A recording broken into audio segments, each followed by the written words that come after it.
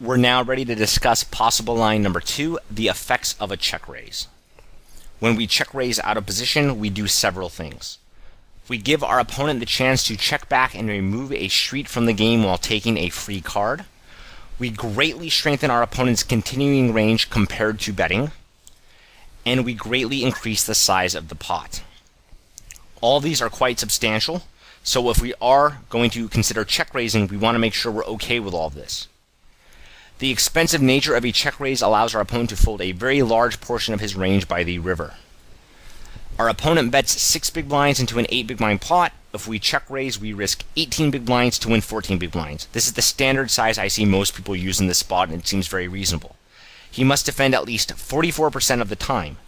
If we bet, so that's on the flop, he must defend at least 44% of the time on the flop because we risked 18 big blinds to win 14 big blinds. If we bet 25 big blinds into 40 big blinds on the turn and 55 big blinds into 90 big blinds on the river, he must defend at least 62% of his range on the turn and river. If we multiply all these percentages together, we get a total 17% faulting range. So, by using these numbers, if our opponent bets the flop and we check raise, he needs to be willing to fault 17% of his flop betting range. This means our opponent will usually have to fault around 20% of his flop betting range to your check raise to prevent free rolling. So, when we check raise, our opponent's not usually going to defend just the minimum because he doesn't want to let us see free cards when we have, overcards or whatever else can outdraw him. So he's probably going to call a little bit more than 44% of the time on the flop and a little bit more than 62% of the time on the turn.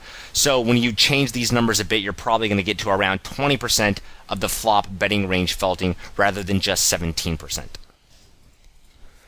These requirements combine to make check raising require a very, very strong hand.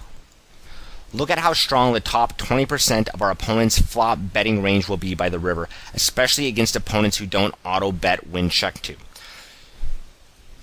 Many overpairs and sometimes even two-pair hands often won't be doing very well after getting a variety of mediocre turn and river cards. 7-6 suited of spades crushes just about everything on a 9 of hearts, 7 of hearts, 6 of clubs board, but how many turns and rivers will make your life miserable in a now bloated pot out of position?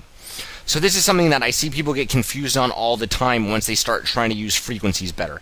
They'll look at how often their opponent needs to felt when they check raise, and they'll say, oh, 7-6 suited does well against my opponent's range on the flop. If I look at his top 20% of his hands, 2 pairs beating the vast majority of his range. The problem is on a board like 9 of hearts, 7 of hearts, 6 of clubs, just because our hand is ahead on the flop doesn't mean it's still going to be ahead on the river. So after we get a random turn card and a random river card, it's now much less likely that the hands that keep calling down are going to be hands that we beat, because usually some sort of flush, some sort of straight, as well as some other 2 pairs are going to get there. So a hand like 7-6 suited, which looks awesome on the flop because it's very rare we're beat on the flop, it's not awesome on the river. It's usually not going to be a hand that you feel great about going all in with on the river, because the opponent's going to often be able to fold almost all worse hands, and he's only usually going to defend much better hands.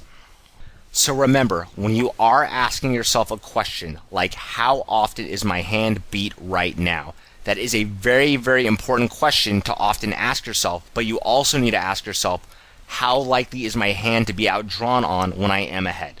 So for example, if we were to find that 7-6 of spades right here is only behind 5% of the time on the flop, that's great. The problem might be that all the hands that we're ahead of that are calling our flop check raise have a very, very good chance of outdrawing us. If our opponent only needs to end up faulting 20% of his flop betting range, most of his draws, like flush draws or straight draws or some other type of combo draw, those hands all usually have over 20% equity. So unless we runner blanks, we're going to be in a very, very tough spot on the turn of the river, because now we're going to have literally a bluff catcher, because we're going to know, oh, our hand's not strong enough to keep value betting, but we also hate checking out of position and letting our opponent randomize his value bets and his bluffs against us when we pretty much announced we have a marginal strength hand at that point. So really think about that when you are trying to use frequencies and ratios, especially if you're not very comfortable with it. You can't just look at how often you're beat at that point. You also have to think, how often am I going to be beat on a future street? That's why if you're just using computer programs a lot of the time, when you're not really understanding exactly, the details of what's going on the flop, you're not going to get very good answers.